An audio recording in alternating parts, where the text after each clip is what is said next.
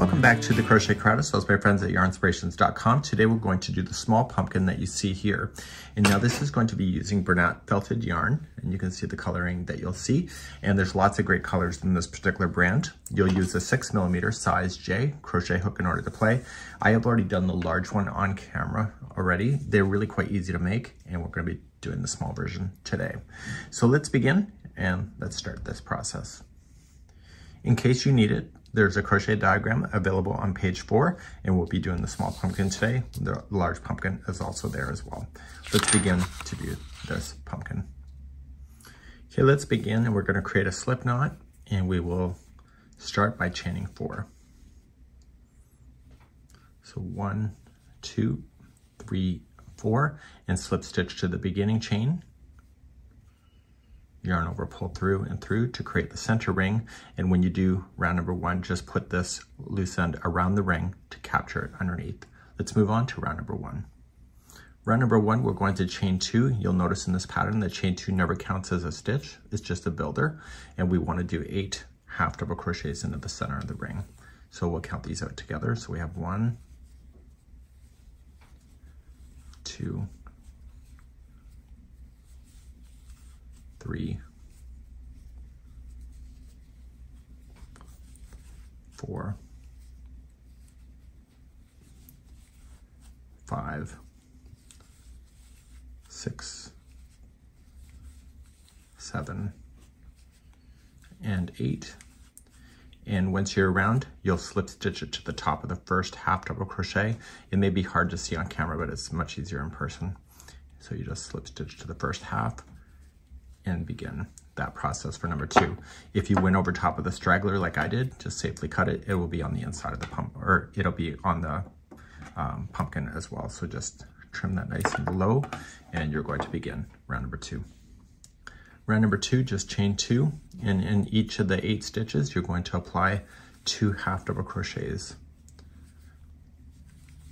Okay, so once you get the first 2 in there in the first one, just jump to your next one and put 2 half double crochets in every stitch around, and you'll have a total count of 16 half double crochets for this version.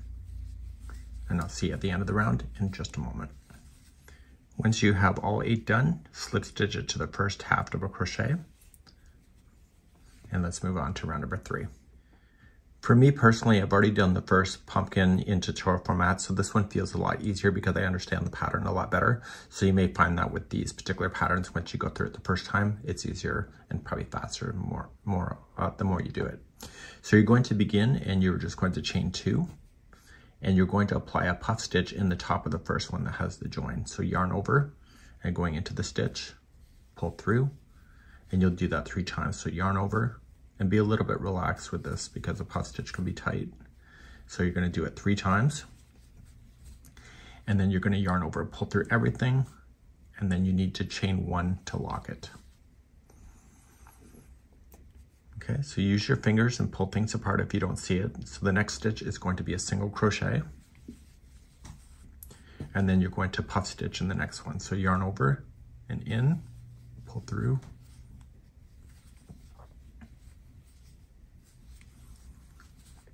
pull through all 3,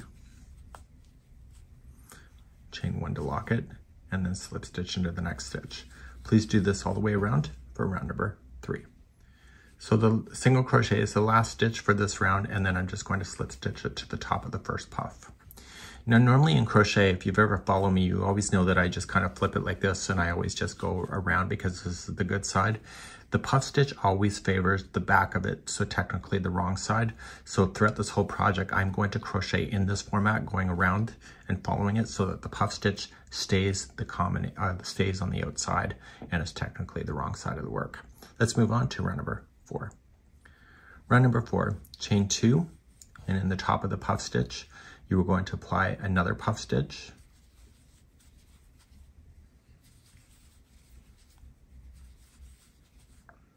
So pull through everything and chain 1 to lock it, and then apply another puff stitch in the exact same spot. So you're causing an increase to happen. Pull through everything, chain 1 to lock, and then apply a single into the next single.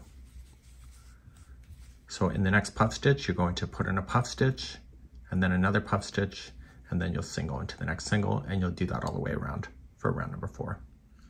Coming around on number 4, single crochet is the last one, and then you're just going to join it to the first puff stitch before beginning round number 5. Okay, let's do that in a second. Let's begin round number 5.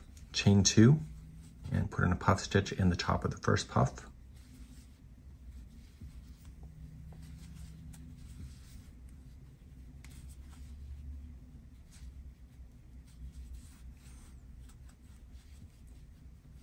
Just take your time. Chain 1. And what you have to do is that the 2 puffs are beside each other. So we have 1 and 2, and there's a space in between them. Single crochet into that space, and then apply a puff into the second puff stitch here. So you're going to notice that the tops of the puff stitches are always off to the side, and that's what's giving it the spiral look. Because of that, it's the stitch that's causing that. Chain 1 to lock it, and then the single crochet is next, so single crochet. So what you're going to do is you're going to puff into the next puff, you're going to single into the next space between the puffs, you're going to puff in the next puff, and then single into the next single. And you'll do that all the way around for round number 5. So I'm coming around on number 5, and I'm just going to single into the last single, and then I'm just going to slip stitch to the top of the first puff stitch. So round number 6 is going to be a nice easy round, and you'll have to repeat that 3 more times after it gets done the first time, and let's move on to the 6th round. So let's begin number 6. You're going to chain 2. The growth is now finished, and you will puff stitch in the top of the first puff.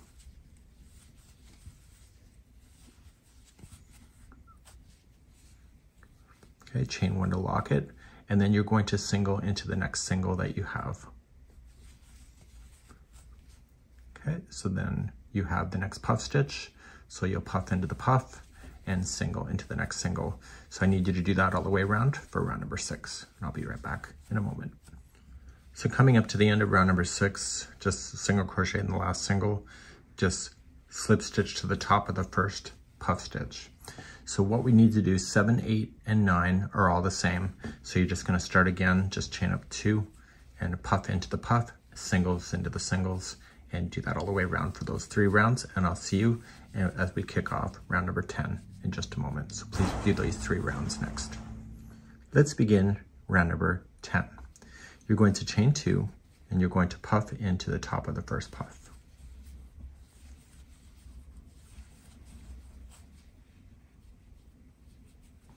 Chain 1 to lock it. You're going to skip the next single and just puff into the next puff.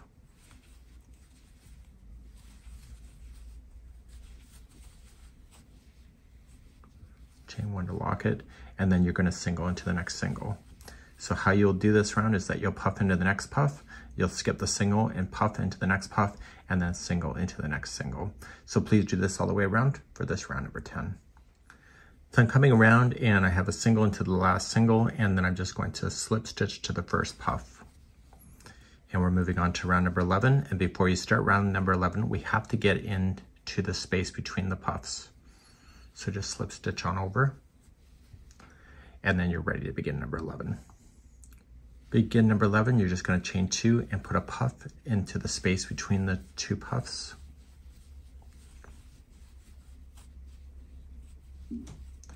And then you were going to reach over and you were going to single crochet into the next single. So then reaching on over, see the 2 puffs, see the space in between, you're going to puff in between. Chain 1 to lock, don't forget, and then single into the next single. And you're going to do that all the way around for number 11. Coming up to the end of number 11, you're going to single into the last single and then just join it to the first puff. Okay, and let's begin number 12. Just chain up 1 and you'll apply 1 single crochet in the top of the first puff and then 1 single crochet in the next single crochet. And you're going to do that all the way around. So single into the next puff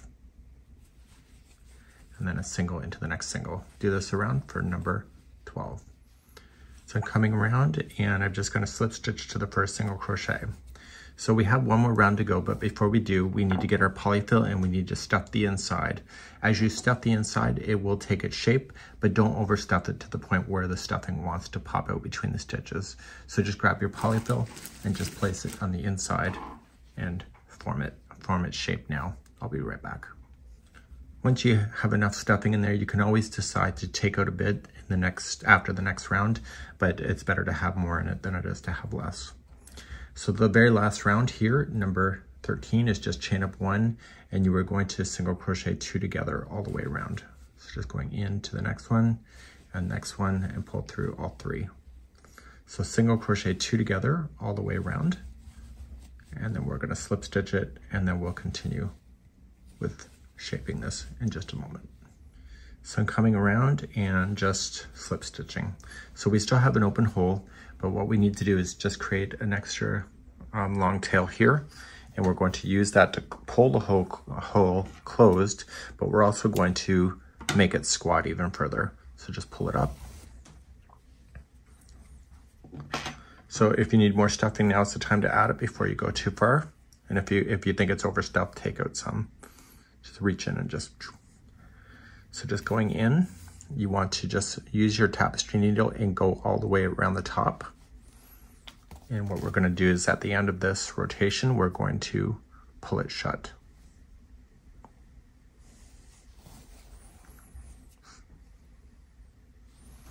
Okay, so let's pull that and it should shut it, and it does. And then what I want to do is take it down through the center and pop it to the other side.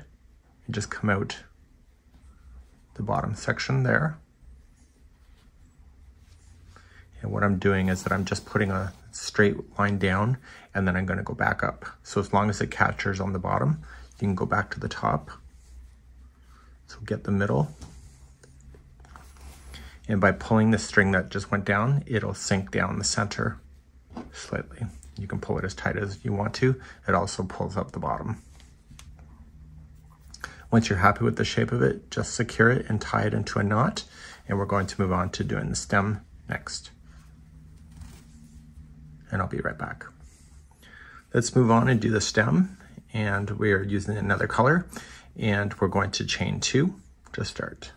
1 and 2, and let's begin our first round. Round number 1, you're going to go second chain from the hook, and you are going to apply 8 single crochets there. So we have 1, 2, and go right up over top of the straggler. 3,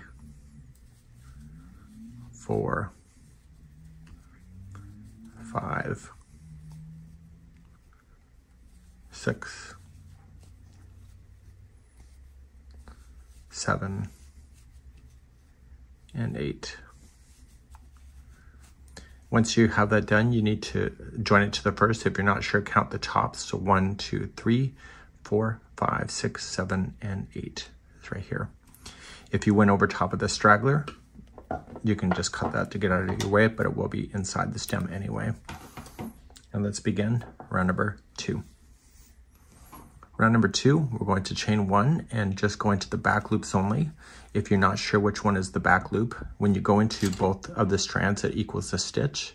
But if you go into just the one only on the back part, like furthest away from you, that is the back loop. So I would count it. So 1, and then back loop, 2, it's just 1 into each, 3, 4, 5, 6, 7, 8. Okay, oh, so 8 is finished. So if I'm not sure which one is the first one, count back the top. So 1, 2, 3, 4, 5, 6, 7, and 8. Okay, so we're gonna go back to the 8th one here and slip stitch and just pop this out towards you, and that is the top of the stem. Let's begin round number 3. Round number 3, just chain up 1 and apply 1 single crochet in each of the stitches all the way around. You can count it out. So 1, 2, 3, 4, 5, 6, 7, and 8. And once you have your 8 done, you're done. and you just slip stitch it to the beginning one. And what I need you to do is 3 more rounds of that exact same thing. So chain up 1 and 1 single in each, and do that for 3 more rounds, and I'll be right back. Okay, here's your last round. So I got my repeating done. Chain up 1, and you want to apply 1/2 double crochet into the first one. Also a double crochet and another 1/2 double crochet, all in the same stitch. The next stitch out will be a slip stitch, and you're going to repeat that going around. So the next stitch will be a 1/2, a double, and a 1/2. And it's creating the scallop look, and you'll repeat that around, and you'll have 4 of those by the time you get all the way around. And don't forget to slip stitch after you get into the next one, and then restart again. And into the next stitch, we'll 1/2, double, and 1/2. I'll be right back. Okay, when you come all the way around, the slip stitch is the last one, and just join it with a slip stitch to the beginning where you started with. So leave this as a long tail, and we are going to sew this directly to the top of the pumpkin. So pull through, and let's get our pumpkin ready, and we're just going to sew it to the top. Put the long tail onto a tapestry needle, and you were just going to sink down into the top of the pumpkin and come back up through the stem. Like that, and just keep on positioning it and go down through the stem, through the pumpkin, and back up. And secure this all the way to the top of your pumpkin around. Once you're all the way around, just tie it into a quick little knot. This yarn is really easy to hide because of the texture. Tie it into a knot, and then just weave it through the stem to the other side, and then back through a different spot, and back through to the other side, and you're good to go. So you'll be able to trim that right down, and therefore you've now just finished a little pumpkin like that. Pretty cute, and this is today's tutorial. Hope you enjoyed.